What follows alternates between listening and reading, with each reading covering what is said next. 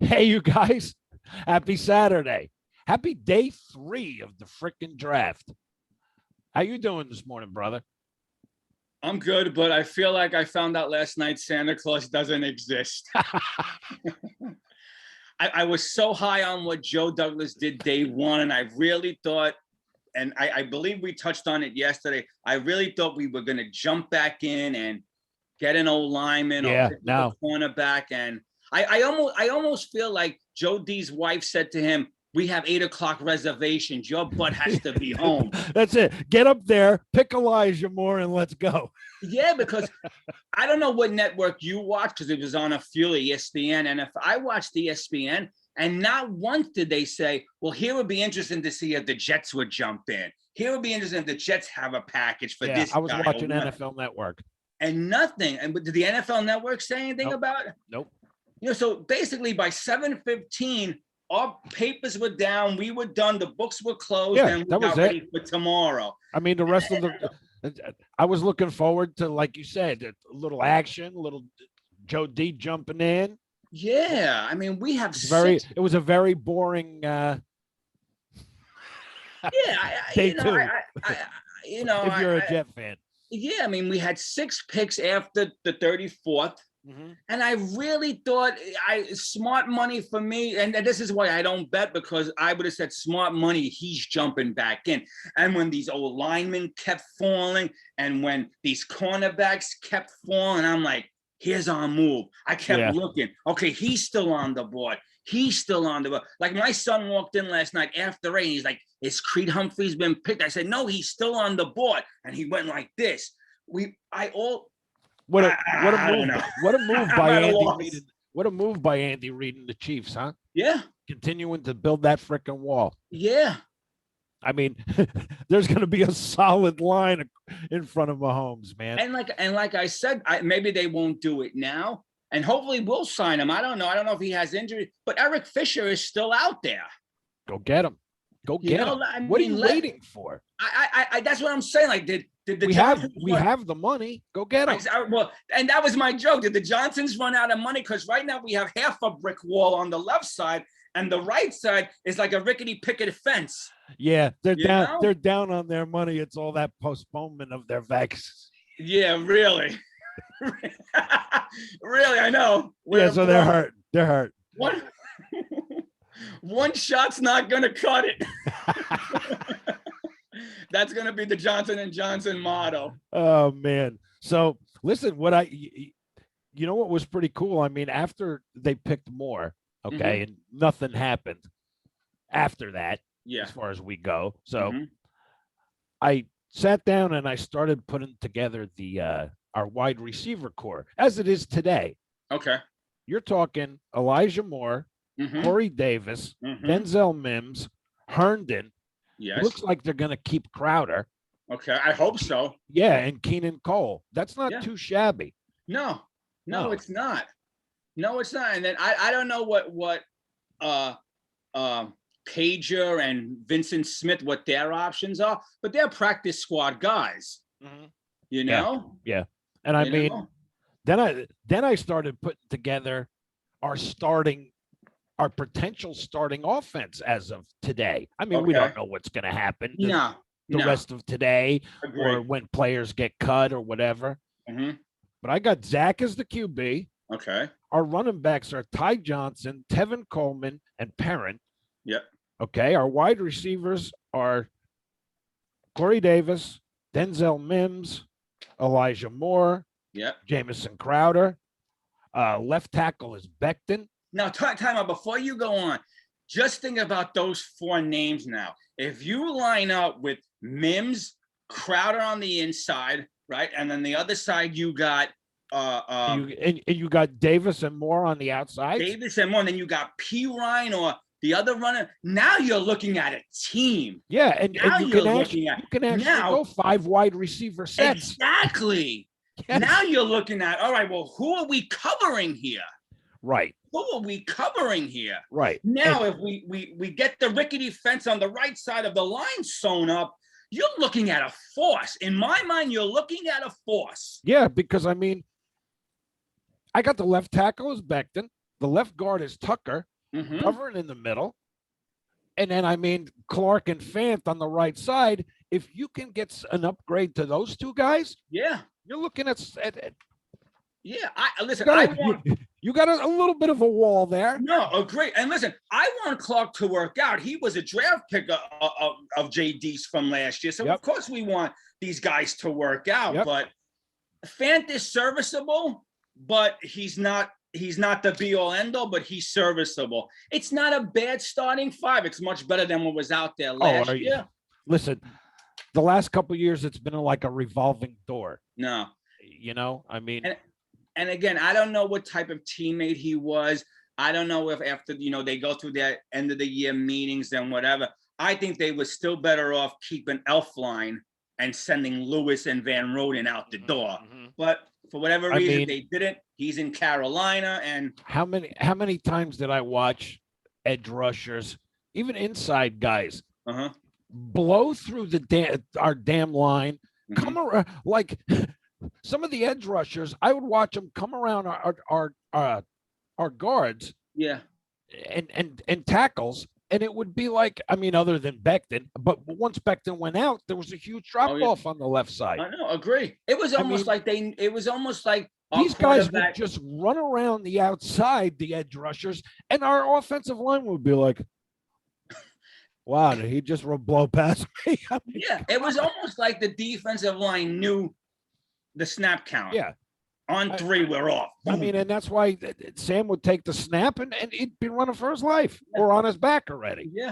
Yeah. How many times did I watch last year? He took the snap and it was like split seconds and the D line was there. Exactly. Yeah. No, agree. I'm not going to argue that. I got you on that 100%. So 100%. What do we like today? Well, that way it's funny. I like, we're in sync with this. Do you go running back with the 107 pick today, the first pick in the 4th round? Do you go running back? Where are you going? Running back is my second choice. Okay. I'd like to see him go back to the offensive line. I really would. And I mean, even though you got Tucker and Becton on the left side, you can't have too much depth. Everybody gets hurt. I agree. So I'm looking, who would you like? Who would be your dream pick at 107? Well, I like this guy, Jalen Moore, offensive guard out of Western Michigan. Okay. That's who I would like today. Okay. Is he a big dude? You have any numbers on him? I don't have his weight or anything, but I watched some film of him. Okay. We could plug him in. Good. Yeah. The name I'm hearing is James Hudson from Cincinnati. Okay. We'll see. And I mean, if we do go running back, I'd like that Michael Carter out of North Carolina. I'm with you. I'm with you on that. If we don't go that and we go running back later, I'd like to see this guy Kenneth Gainwell. Yes, back out of Memphis. Yes, yes, we're in agreement with that. Another name to look out for, just for fun, Jet fans, from I believe it's Mississippi State, Kalen Hill. He could be an interesting running back. For some reason, I feel we're set with the running backs, but I guess Johnson, Coleman, and Perrin. Sure. Yeah, I think teams pick the best player on the board at that particular time. Once we get to these rounds, it's the best player on the board. Yes. So let me ask you: if a wide receiver, now you named what you feel is our starting wide receivers. If you look up the Jet wide receivers as of now, there's 14 on the roster, so there is going to be some cuts. But if the best player is a wide receiver on the board when we pick, are you going wide receiver or are you going next best? I'd go next best. We don't. So you feel we're done with the wide receiver. We need a cornerback and offensive line. Okay. Like I said. I can't argue. The only reason why I'm asking that, because I feel like you can never and what you said is 100% accurate. We need cornerback. We need offensive line. I just feel like if Zach is the man, then let's give him all the youngsters that we could and let them all grow together. So if I'm up on the clock and the guy I like at wide receiver is Amon-Ra St. Brown, I've been talking about him. I had him going day one. I don't know why he's dropped, but I would give him another weapon because we don't know how long Crowder is going to be around for. Right. You're right. I don't know if they're going to re-up his contract next year. I'm not sold on the Berrios, the Vincent Smiths, the Cages, the Malones, whoever else falls to the bottom. So I'd rather get him 2 or 3 young ones like himself, first yearers, and let them grow as a unit. But that's just me. But you named enough wide receivers, which technically we don't have to go that way. Would you go tight end, or in your mind as GM, we're secure in the tight end position? Well, I might go tight end, but I mean, now I'm hearing they're keeping Herndon. They like him. Okay. So. Okay. I mean, again, I heard some things about they referred to coaching. Okay. And you might be right. Listen. They looked at his drops as a mental thing that's correctable. Okay. Focus, concentration. So if these 2 coaches, Saleh and LaFleur, could do what they did in San Francisco with Kittles, then Herndon is going to be the unicorn we thought he could be, and we could live with him. Let's be honest here. It's a lot easier to concentrate and focus when you're winning. Yeah, of course. I mean, if this crap ass team, man, players, you destroy good players by that losing culture year after year after year, and it goes right to the top. It goes to the Johnsons because they live with it. They say they think it's acceptable. Yeah. Well, it's like they're shot. Yeah. Everything the Johnsons do starts off promising and wilters out. I hate to use the analogy of sinking ship, but that's what the Johnsons are. Fades like a flower in the winter. Yeah. Man. Linebackers. Would you take a linebacker if one falls to us? Nah, I'm sick of taking linebackers. Okay.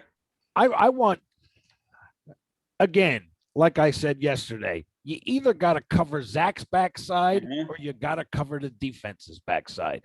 Okay. I mean, what good is this defensive line, who I think is going to be phenomenal, number one? Okay.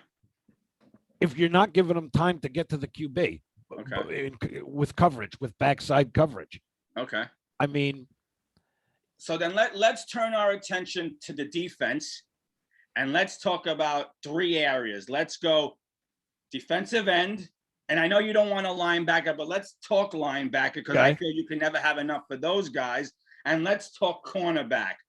So on your big board, who do you want the Jets to take if he's there at defensive end? I have 2 names, but I'll let you go first. Good question.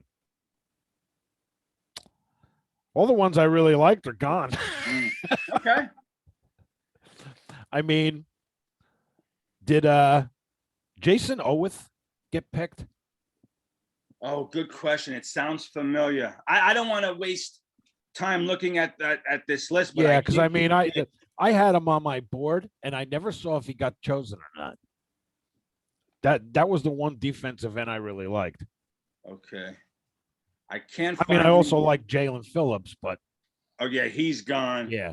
I can't find him on my chicken scratch list right now. I'll have to get back to you on that tomorrow. I mean, honestly, I'd rather go corner. Okay. All right. So we'll start with corner then, and then we'll work up. So who do you want in corner? I like this Trey Brown out of Oklahoma. I really do. Really? Wow. Yes. Okay. So a name that I want people to keep an eye on is Shaun Wade for Ohio State. Okay. Okay. That's my favorite. What's that? Corner or defensive? Cornerback. Okay. Yep. 2 other names Jet fans can look out for is Kerry Vincent Jr. from LSU and Robert Rochelle from Central Arkansas. Nice. He's a 3-year starter. Mentioned it to me. Yeah. What's that? You mentioned it from the guy from Central Arkansas to me. Yeah, he's a 3-year starter, so that's pretty good. So those are names I want the Jets to look out for at cornerback. Any ideas with safeties, or you feel we're good? No, I think we're good. I mean, we franchise tag May. Yep. You know, so I mean, he's the captain back there. Yep. And now to me, we we need the backside coverage. We need the corners, because how many times did we see these guys get beat in the last couple of years? Yeah. For huge plays. And here's another thing. We need corners that are going to play up on the line and give you that quick jab. I want somebody. I want a physical corner. Yeah. And we haven't played that type of defense under Gase. This crap with the corners 5 yards off the receivers at the line. It's like, are you kidding me? Press man coverage. Come on. Get physical. You get a guy who's in their face. Yeah, if you don't make him work to catch the damn pass. Exactly. You got to give him that. If you give him that 5 yards to catch up to, he's off like a cloud of dust. You're not getting back. What kills me is a team would have like a 3rd and 5. Okay. You're playing 5 yards off of him at the line of scrimmage. He's going to run out and turn around and catch the ball. It's a first down. And you're being Jesus Christ. If I can sit here and realize that, are you that stupid? Yeah. And you're being generous, brother, because I always would say it's 3rd and 5. Why are you playing 6 yards off the ball? Exactly. So you're even being generous. You're a good guy, at least. No, but I understand what you're saying. And this is what we talked about in our first show. If we're sitting at home, us two Mama Lukes, and we see it, what do you think they're seeing? How many times I screamed at the TV, what are you doing? Get up on the line. Get in his face. Exactly. How many times have you sat there and said, they snapped the ball. Even you giving him a little nudge to throw him off his route within the first 5 yards is going to make a huge difference. Kevin, in football, where seconds matter, that little jab that throws the timing route off, throws the quarterback off by a half a second, gives our defense a half a second more to get around the edges. That's right. That's why I'm focusing on corner. You got to give that badass defensive line that we're going to have now to get to the QB. Okay. So if defensive end falls to you, do you have anyone you like? Not really. I mean, I think we're set at defensive line. Okay. I mean, that's what we spent all that money for. No, I just what I did today is I made a list just so that. Yeah, I mean, I do like that Jason today, and again, that Jason Oweth I liked. Yeah, I have to go back and see if he's still there. Okay. But I'm just saying, like, it gives us something in our fans to look at to say, oh, that's a name Kevin mentioned, or that's a name Greg mentioned. Let me look to see if he falls. 2 defensive ends that I'm looking for, if they fall, is Rashid Weaver from Pittsburgh and Joshua, I think it's Kendo from Florida State. Okay. These are a couple of names I'm jotting those down and I'm holding it to. What's that? I'm jotting those down and holding it to. Yeah, that hold me to it. Yeah. Yeah. And I know you don't want I got offensive line and cornerback on the brain. That's what I want. I think we're set at running back. I think we're set at receiver. I mean, who's going to cover Stephon Diggs running down the field? No, you're right. You're right. I mean, right now, that's our main competition is Buffalo. Yeah. I mean, they're the leader of the pack right now. I mean, I know everybody's high on New England as usual, all their moves and everything. And Miami but too. Still, is your starter going to be Cam Newton? Yeah, I don't think so. I don't think so either. I think it's going to be Mac Jones. Yeah, I think Mac Jones would really have to be lost in the playbook for them not to start him. Yeah, I mean, Alabama and New England. I mean, Saban. Yeah, we know Belichick and Saban are buds. They're a match made in heaven. So this is going to be the smoothest transition for any of these 5 quarterbacks because it's like a brotherhood. You know what I noticed though? I was watching Mac Jones. Like I saw him the other day. He was up in New England and he was meeting everybody. Even draft night when they picked him, the guy didn't look too happy. I don't know. That's just me looking at it. Really? Wow. Yes. I gotta be honest with you. You're the only person I heard say that. I thought in the back of his head, New England was where he wanted to be. I thought the closeness with Saban and Belichick, I almost felt like it was a match made in heaven. It was almost like I was just reading his face and his body language. The guy didn't look too happy to me. Okay. And listen, that's cool. I'm not going to tell you, oh, you're dead wrong. Everyone has. I felt the opposite. I felt like this was like a shotgun wedding.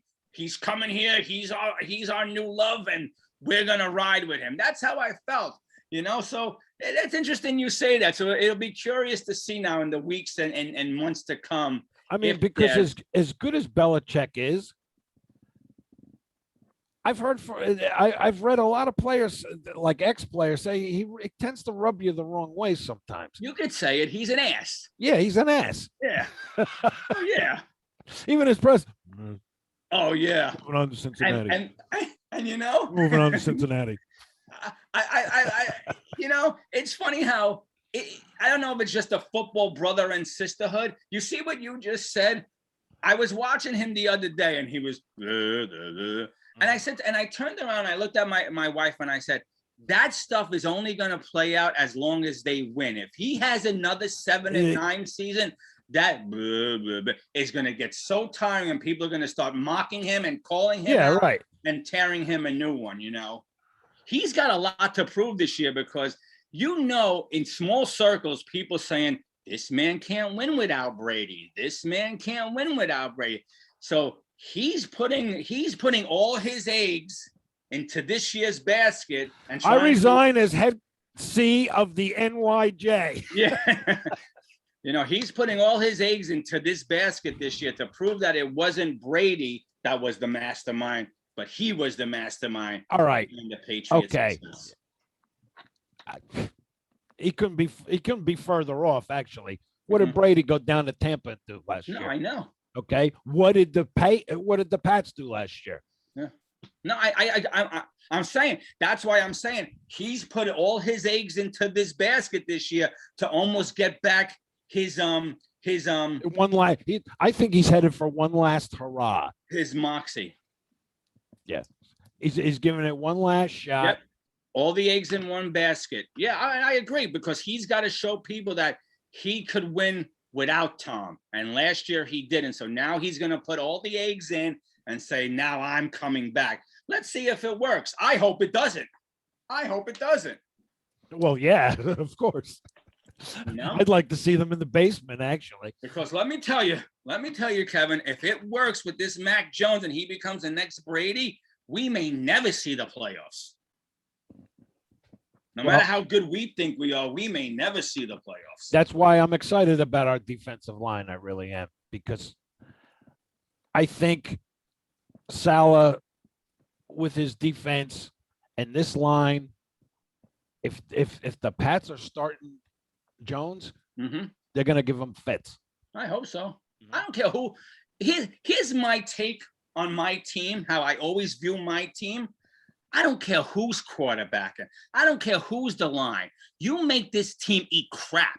You go after them and you put a hurting on them and you put the fear of God into them. That's why I love Bart Scott, because he's always saying that stuff, man. He's saying, even if you know you're going to lose, even, he's like, get out there and mess somebody up, man. Yeah. Show them that you're pissed off.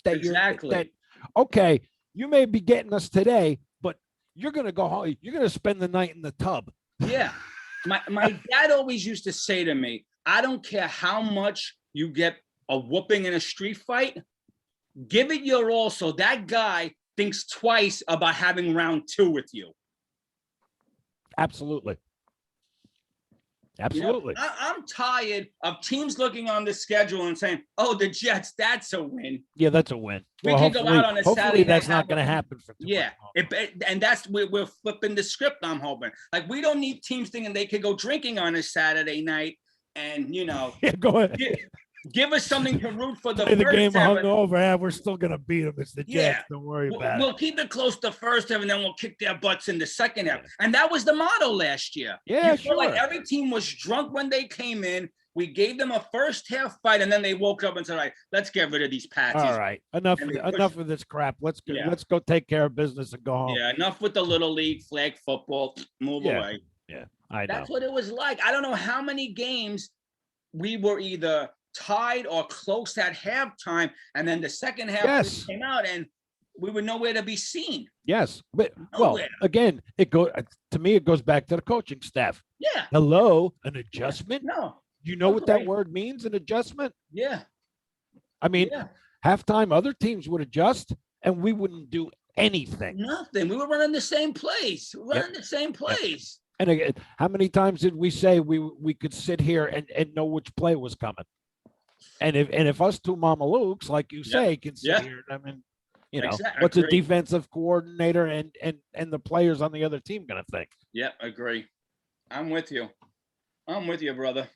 Well, anyway, I know you don't want any linebackers, but I just want to throw it out there so Jet fans could keep an eye on this guy. The one down, I'm going to mention his name. I'm going to tell you why he slipped in the draft.